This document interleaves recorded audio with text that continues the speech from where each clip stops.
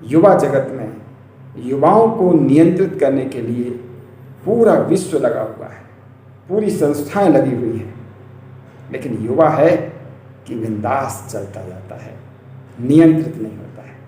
तो नियंत्रित होना भी नहीं है, युवाओं को बिंदास चलना है। सिर्फ ये विचार करना है कि हमारे जो भी हम क्रिया करते हैं उस क्रियाओं में 3 प्रश्न कन्फर्म हो।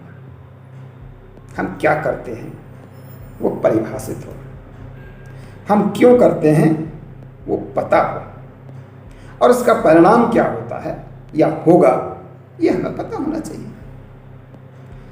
निश्चित है कि हम विद्यालय जाते हैं तो पढ़ते हैं तो परीक्षा होती है, परीक्षा होती है तो परिणाम आता है, अगली कक्षा में जाते हैं। हमें इसका कारण और औचित्य पता है। इसी प्रकार हमारी प्रत्येक क्रिया का, हमारे प्रत्येक कार्य का कारण होना चाहिए। क्या कर रहे हैं, क्यों कर रहे हैं, कैसे कर रहे हैं और उसका परिणाम क्या होगा। बस इतनी सी बात है और इसका हमें ध्यान रखना चाहिए। अभी विगत 2 वर्षों में कोरोना काल में युवाओं को सबसे ज़्यादा मज़ा आया या बहुत बड़ी सज़ा मिली, यह आपके दृष्टिकोण पर निर्भर करता है। बिना पढ़े, बिना परीक्षा दिए आपको उपाधि दे दी गई, आपको अगली कक्षा में उन्नत कर दिया गया।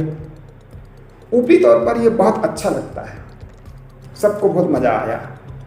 पिछली कक्षा के अंकों को आधार बना के नई अंक सूची हमें प्राप्त हो गई, लेकिन हम ज्ञान में, जानकारी में उतने ही पीछे हट गए।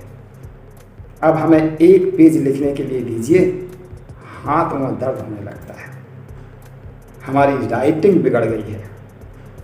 पढ़ने को कहिए 2-3 पन्ने पढ़ते हैं और आंखों में नींद आने लगती है, कंकड़ जैसे करने लगते हैं, अच्छा नहीं लगता है। पढ़ने का स्वभाव छूट गया, हाथों को लिखने की आदत खत्म हो गई, चिंतन करने की प्रतिक्रिया खत्म हो गई। अब हमें वो जो कुछ हमें पहले आता था उसको रिवीजन करना होगा, रिवाइज करना होगा। क्या आवश्यकता थी ऐसी डिग्रियां बांटने की, क्या आवश्यकता थी हमें कक्षोन्नत करने की। हो सकता है ये बात कुछ लोगों को अच्छी भी नहीं लग रही होगी, उनको लगता है ऐसी डिग्रियां बांटना चाहिए। मित्रों, भारत की शिक्षा नीति पर जितना बोला जाए उतना कम है।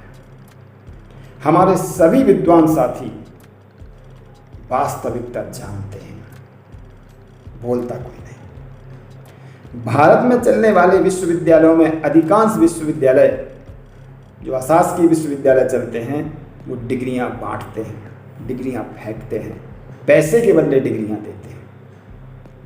ऐसा बोलते हैं तो हो सकता अशासकीय विश्वविद्यालय नियामक आयोग के अध्यक्ष जी को बुरा लग जाए, हो सकता कोई अधिकारी हमसे नाराज हो जाए, हो सकता है इस पर ऑब्जेक्शन हो, लेकिन ये सही है। आज शिक्षा से ज़्यादा उपाधि की महत्ता बढ़ गई है और ऐसे उपाधि बांटने वाले संस्थानों को निश्चित तौर पर बंद किया जाना चाहिए। इसी प्रकार ऐसी संस्थाएं भी हैं जो हमें किसी प्रकार का कौशल नहीं सिखाती, जैसे इंजीनियरिंग की संस्थाएं हैं, अब तो बंद होने की कगार पर है। पूरे देश के अभियंताओं को निर्माण करने वाली संस्थाएं, जितने भी इंजीनियरिंग कॉलेज हैं, अब बंद होने को तैयार है, क्योंकि प्रैक्टिकल उसमें कुछ भी नहीं होता है, कक्षा उसमें कुछ भी नहीं लगती हैं, बस डिग्री मिल जाती है और अब बीई कहलाते हैं, इंजीनियरिंग की उपाधि। अनेक ऐसे विद्यार्थी बीई करे हुए मिल जाएंगे जो प्राइमरी विद्यालयों में, माध्यमिक विद्यालय में शिक्षक बनने की होड़ में है। भाई तुमने इंजीनियरिंग की है तो पुल बनाओ, भवन बनाओ, बड़ी बड़ी सड़कें बनाओ। जिस क्षेत्र में आपने अभियांत्रिकी में अभियंता बने हैं आप, उसका काम करो। शिक्षक क्यों बनना चाहते हो, या दूसरी सेवाओं में क्यों जाना चाहते हो, लिपिक क्यों बनना चाहते हो, टाइपिंग क्यों करना चाहते हो? और अगर ऐसा नहीं है, हमारा कथन गलत है, तो बताइए देश में 80% बेकार इंजीनियर क्यों घूम रहे हैं? आज उनको काम क्यों नहीं?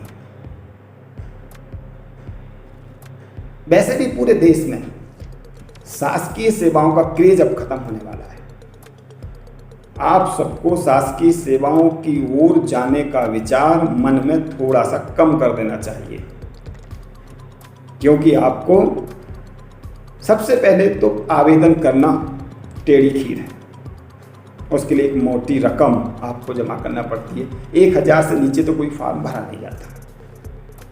फॉर्म भरने के बाद लगभग आपको अगली पंचवर्षीय योजना के पहले तक, निर्वाचन के पहले तक परीक्षा देने के लिए प्रतीक्षा करना पड़ेगी, इंतजार करना पड़ेगा। जब आप परीक्षा देंगे, परीक्षा देने के बाद फिर आपका रिजल्ट रुकेगा। उसमें किसी प्रकार के 2-4 संगी साथी या यहाँ वहाँ के लोग मिलकर के कोर्ट केस लगा देंगे किसी विषय को लेकर के, और फिर 1-2 साल वो चलता रहता है। ऐसा करके फिर आपको अपने पद प्रतिष्ठा को प्राप्त करने के लिए बहुत सारे ट्वीट करना पड़ेंगे, बहुत सारे आंदोलन करना पड़ेंगे, और आंदोलन के बाद आंदोलनकारियों के साथ क्या क्या होता है वो भी आपको बर्दाश्त करना पड़ेगा। ऐसा करके एक लंबे संघर्ष के बाद यदि आपको 20, 25, 30 हज़ार रुपये की नौकरी मिल भी गई, और वो भी आपकी जो योग्यता है उससे कम की मिली, तो किस काम की नौकरी? पुराने समय में ऐसा कहते थे, उत्तम खेती नीच नौकरी। जो खेती होती है वो उत्तम होती है, व्यापार होता है वो मध्यम होता है, और नौकरी को निम्न श्रेणी का बताया गया। तो हमारे कृषि प्रधान देश में 75% किसान हैं। आज भी 65% लोग कृषि से प्रत्यक्ष अप्रत्यक्ष जुड़े हुए हैं। क्यों उसको हेय दृष्टि से देखते हैं? ग्रामीण क्षेत्र के लोग मिल करके उस काम को करें, परिश्रम को करें। आज की शिक्षा हमें कुर्सी पर बैठना सिखाती है, परिश्रम करना नहीं सिखाती है। परिश्रमी बने, ये बहुत बड़ी आज की आवश्यकता है। इस पर हमें पुनः विचार करना चाहिए।